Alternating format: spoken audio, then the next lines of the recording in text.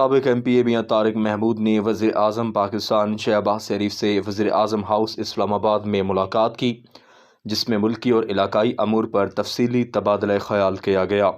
اس موقع پر وزیر اعظم نے کہا کہ میاں طارق ہمارے برسوں کے ساتھی ہے اور میں آج بھی آپ کو اس حلقہ کا ایم پی اے مانتا ہوں۔ انہوں نے میاں طارق کی پارٹی کے لیے خدمات اور قربانیوں کو ضلع گجرات میں سب سے نمایاں قرار دیا۔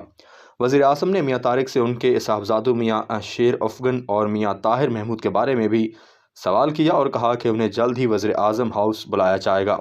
اس موقع پر میاں طارق محمود نے وزیر اعظم کی حکومتی پالیسیوں کو زبردست خراج تحسین پیش کیا اور ملک کی ترقی میں ان کی کوششوں کو سراہا۔